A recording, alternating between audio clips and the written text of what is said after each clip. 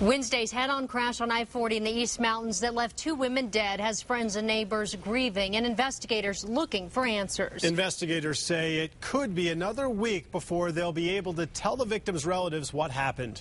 News 13's Dave Bowman is live in the Newsplex with the story. Mike, when a driver is headed in the wrong way on an interstate, police say the driver's usually intoxicated. But investigators say that in Wednesday night's crash, that doesn't appear to be the case.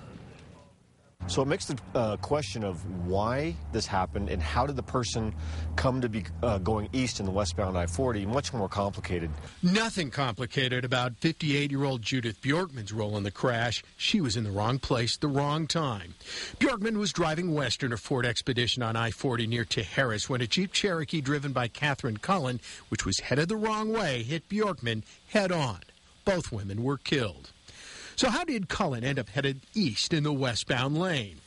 She could have driven past these warning signs at the Carnwell off-ramp, getting on I-40 less than a half mile from the crash.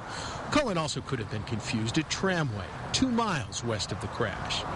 If Cullen wanted to head west on I-40, but took this curve too tight, Cullen would have been on the left side of this median.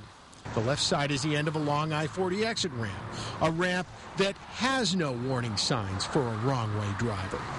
Investigators say several other factors could have contributed to Cullen's mistake. It was dark. It was cold. We're in the holiday season now. People are starting to rush around, so I'm not saying this is what happened. I'm saying that these elements could have definitely played a part into it. But investigators are focused on the 911 calls reporting Cullen's Jeep headed the wrong way in the moments before the crash. A double fatal accident we treat just like a homicide. We have all the evidence that we sift through. We take our time. We don't have a knee-jerk reaction to it. Judith Bjorkman was not alone in her car during the crash. A 2-year-old secured in a safety seat in the back seat survived that crash with only minor injuries. Back to you.